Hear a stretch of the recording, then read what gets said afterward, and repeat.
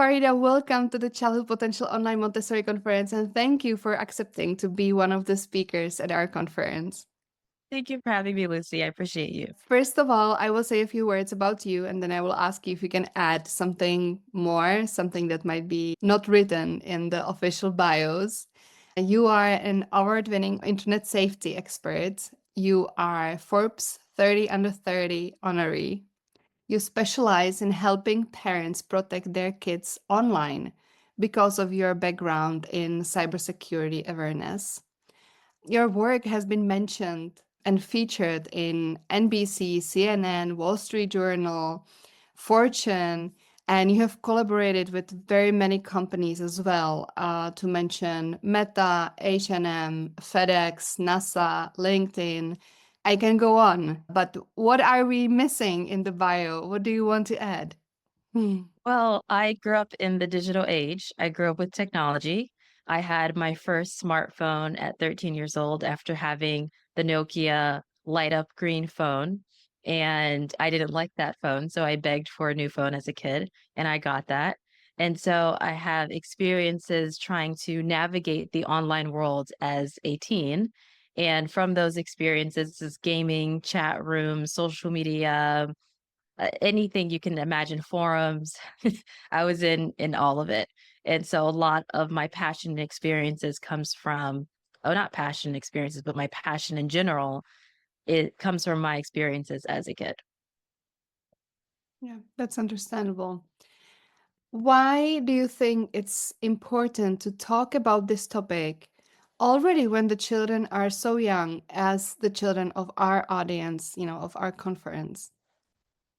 When you're starting young, it's easier to have the conversations later because there's already a foundation, there's a groundwork for having the conversation. I'm not gonna say it gets easier, but I suppose it's more like simpler to have it because you're used to having it. So the more that you practice talking about safety with your kids, the better. And sometimes they're too young to understand, right? So sometimes that's a discussion between you and yourself. If you have a partner that's helping you raise your child, then you and your partner, and then you tell your child if anything makes you feel uncomfortable, if you're scared, you can come to me. And you keep reinforcing that. That helps them as they grow older, and if they're already on an iPad and they're watching videos online, you want to make sure that what they're watching, what they're experiencing is good for them. And so that's why it's important. At what age do you think that it's important to start thinking about safety when the children are online? As soon as they start using a device. So if they are taking the device from you, even if they're a couple of months old and all they're doing is just playing around, they don't know what they're doing. You want to think about safety then as well, because you don't know what's going to pop up. So maybe before you give them the phone, you can Google a feature that locks the phone into just one app so that they're not scrolling through another app. And so that's thinking about safety, even if they are not talking yet, even if they're not walking yet. If you are giving them a device for whatever reason, even if it's just to play around, it's not even, it might not even be on. They're just like playing around with it. Thinking about safety from that standpoint is protecting your child online. You talk about safety. What are some of the dangers that can happen with some popular, apps, or what should we know about?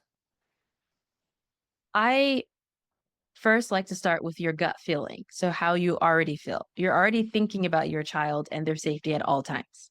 And so, whatever pops in your brain, that is what you want to think about the most because that's what you're consistently thinking about all the time. Oh my God, am I doing this wrong? Oh my God, what am I missing? So, then I can talk about what you might be missing. And what you might be missing is safer apps for your kids. So, maybe apps that are tailored to kids for younger age. And I know most of the parents watching here, I don't know if they're going to be in the US, but if you are in the US, there's an app Sensical that has videos for your child up into the age of 13 years old, and it has safe videos for your child. If your child is on YouTube, of course there's YouTube Kids, but you can lock down YouTube Kids. Most people think YouTube Kids is just YouTube Kids. That means the content is safe.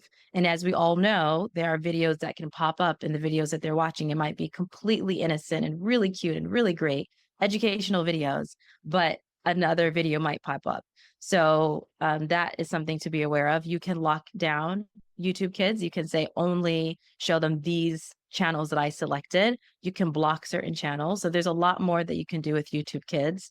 And if your child's like really into like Miss Rachel or some really big shows on YouTube, a lot of them are actually not moving to, but including Netflix. So like more lockdown platforms when it comes to when it comes to kids content. But Netflix is still, you don't know what's going to pop up.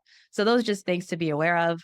But I wouldn't, if this is not something that is occurring right now, I would focus on what your gut feeling is and then move on to things that you might be missing because it can be overwhelming to think of everything that could possibly go wrong. Probably most of the parents watching this conference decide not to give their kids screen at all. But if I decide to use my phone or tablet or let them watch some videos, what are the biggest red flags parents should watch for when evaluating an app that claims to be kids safe? Well, the app, one of the red flags, or I would not say red flags, but orange flags, just to watch out for. If an app is free, that means they have to have ads to operate on the platform.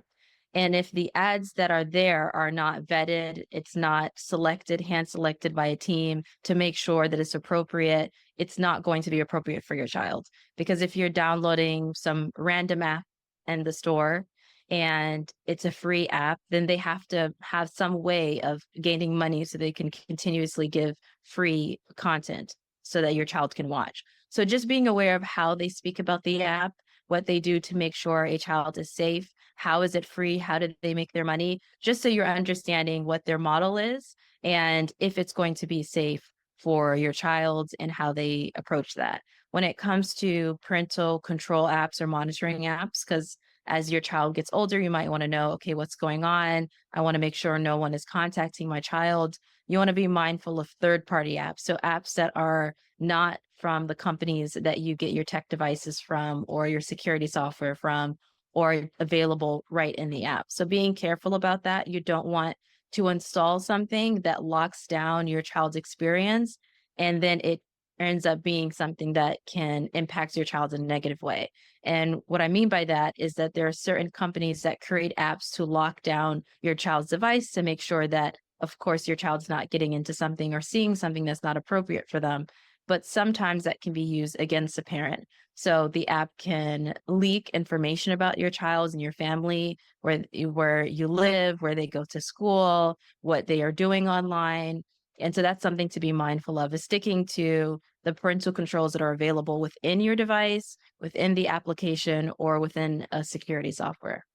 Mhm. Many parents think that maybe having a parental control app, it means that they are fully protected and their child is fully protected. Is that true or is it some common misconception? No, actually, I mean, it's a tool. So a tool can break, a tool can be faulty. Maybe it's not completely broken, but say if you're cooking something, right, and you have a huge spoon, there might be like a couple of holes in the spoon so that as you're dipping something out, there is leaking. So think of parental control apps like that, where it may work, but there may be certain things that are not working that you're not seeing. And one thing to be aware of is that kids are, of course, very tech savvy, especially if they have the phone at a young age and they've had it from 5, 6, 7 years old and they know how to play around with it. Most likely, they know how to get around the parental controls. There was a video online that I thought was absolutely funny. It was a kid, he was like 18 years old. And I see this with all the families that I work with, where he was telling his parent, hey, like you set screen time limitations for me because you are afraid of me, being addicted, seeing something, etc. I was going around it the entire time. And so a lot of kids will change the time on the phone so that it's as if they only spent 30 minutes when they spent 3 hours. So just being aware of that to know that, okay, it's a tool, but I can't 100% rely on it. And I know sometimes that can cause anxiety. So I want to say one point that's very, very important is that the efforts that you're making to keep your child safe and have a happy, joyful, carefree life will protect your child online as well. So attending conferences like this, taking notes, reading books, going to therapy, listening to yourself, listening to your child, having conversations with your child, asking your child their experiences online, you being vulnerable about your own experiences as a parent. This is as your child is getting older, practicing emotional regulation, what their feelings are, knowing what the feelings in their body and what that means, knowing consent, knowing that some people cannot touch you. The all of that you are doing is going to protect your child online. So that is a parental control, so to speak. And you are doing what you need to do to keep your child safe for no matter their age and what they're doing online. So that's a very important point. That is a parental control. The Montessori approach emphasizes trust and independence. So, how can parents balance using all of these safety tools like apps while still fostering, the child's ability to navigate technology responsibly as they grow by themselves? Well, like you said, one, they don't have to be on the apps. They don't have to have a phone. They don't have to watch these shows. That's one. Number two, you don't have to use parental control apps. You don't have to use parental monitoring. It's helpful when you do with certain things, but you don't have to use it. So I always mention this is that you are the expert in your child's experiences. You're the expert in your child and your experiences. You don't need to be tech savvy, know more than your child, or know everything about how to balance your child's screen time with independence. There is a level of trusting what you believe might be right for your child. And that might be right for 6 months. Maybe they're 4 years old and it works for a year. Maybe it only works for 3 months. Maybe it works for 5 years. So it's going to shift and change. And you know when that shift and changes. So maybe when they're very young, you have more parental controls. But as they get older, you have less. And you consistently talk to them. You say, hey, it's only here because you're in kindergarten. It's only here because you may not like that you don't have, more than 30 minutes of screen time, but this is how we're going to structure in the house. You can create you can get a clock, or you can create a paper that shows, okay, when this ticker goes to this line, that means that screen time is over. If you want more time, let me know. You can have it after dinner, whatever it is. You can communicate with them, just being used to that. And when you feel like, okay, they might need a little bit more screen time because there is something that I need to do and I need a break, and you want to give them the phone, that is okay. That's not going to completely ruin your child. And if you have to, as they get older, if you're trying to allow them to have some independence, you just take away certain things. You say, okay, well, I used to restrict your screen time to 30 minutes. Now that you're getting older, it's going to be an hour. And you just go with that. When it comes to apps for children on the phone, or even when it comes to the parental control apps, there are so many choices to choose from. For those of us who are overwhelmed by choices, what are some of the top three criteria, for example, you would recommend for selecting apps, both for kids and for adults, for the parental control as well? Well, one, it's easy for you to use. It's easy to access, because if you can't use it, then there's no point to it. And then it meets what you need for your child. And third, it's not a spying app, right? Because we're doing independence, we're doing safety, privacy, connection, trust. So you're not spying. But if you need to monitor their activity, they know that you're monitoring. They know when it's going to end. You give them an analogy of, I wouldn't let you go in the park by yourself, so I'm not going to let you go on the internet by yourself. Whatever analogy you need to use, you use that, and you consistently talk to them. That's one. But if you're using an Apple, you use Apple parental controls. If you have Google, you use Google Family Link.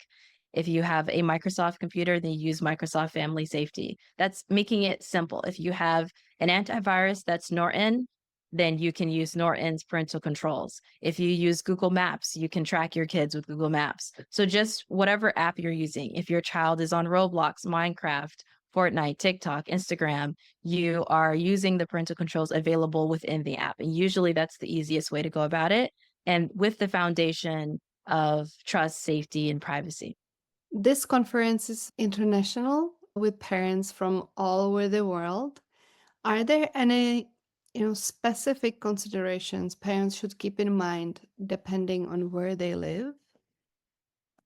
It's challenging because it obviously depends on where they live and the resources they have.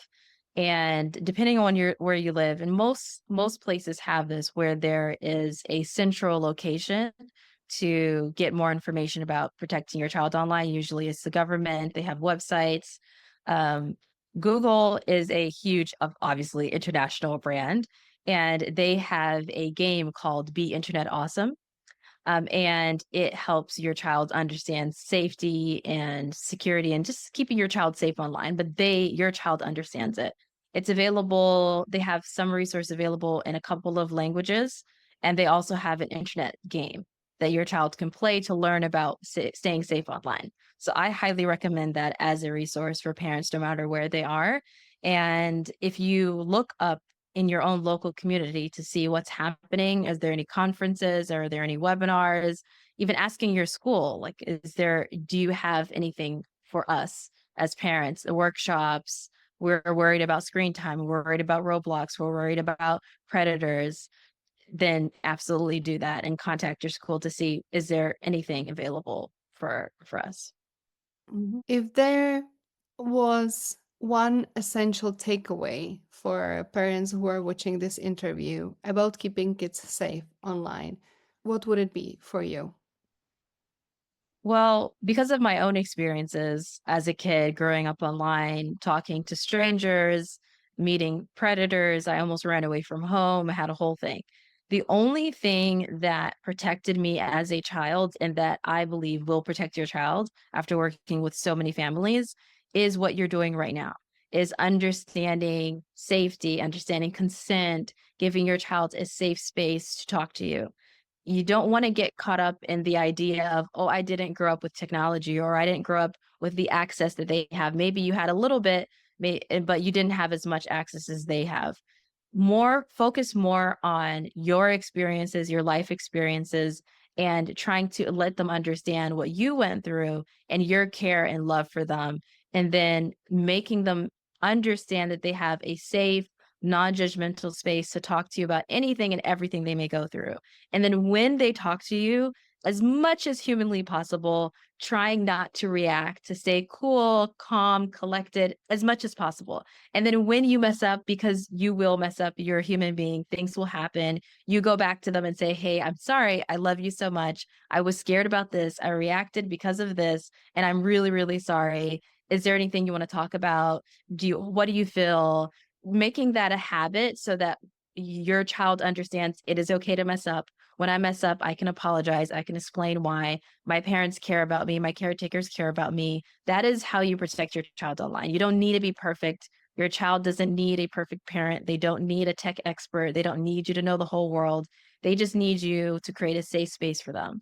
And safe space doesn't mean you don't mess up. Safe space just means that you're human and you give them the room to grow. In the future, for some future vision, what changes would you like to see in the way technology is developed or used by the parents and by the children? I I feel as though there needs to be a lot more education awareness for all of us on how to operate it to make it easier. So like when you get a phone, you can say this immediately, you can say this is a phone for a 3-year-old, a 5-year-old, a 6-year-old, a 10-year-old, and automatically the phone has some default settings that immediately happens, right? Where you don't have to add the screen time, you don't have to add your child's name. It's just immediate. Like we have AI immediately to put whatever you Yeah. need, a way to block things so that kids are not seeing it, so you don't have to worry about what might pop up. Um, Having a conversation pointers for parents to be like, this is how you can open up the conversation with your child. You can quickly text to be like, oh my God, my child's going crazy. I said something wrong. What do I say to my child? And just having these aware, conscious replies and support that would be really helpful. Having workshops that are engaging and interactive for kids of all ages to understand safety on the basic level of no one should touch this. You can say no. If you feel uncomfortable, talk to your parent. And as they grow older, knowing how to communicate, how to see if something is wrong, the red flags, how to know how to get out of the situation.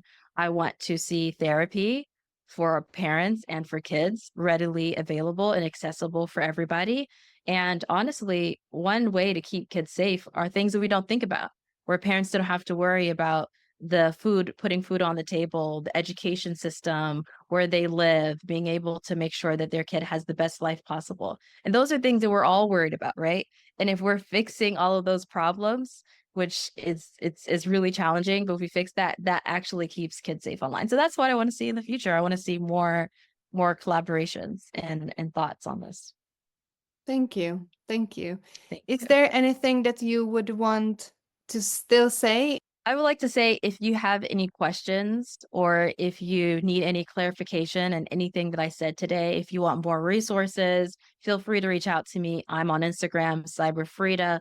I have my website, cyberfreedah.com, and I will send you as many resources as I can. Fareedah, thank you. Thank you so much for making the Thank time. you. Thank you for being here with us, and thank you for sharing. Thank you, Lucy. I appreciate you. Okay, bye. Bye.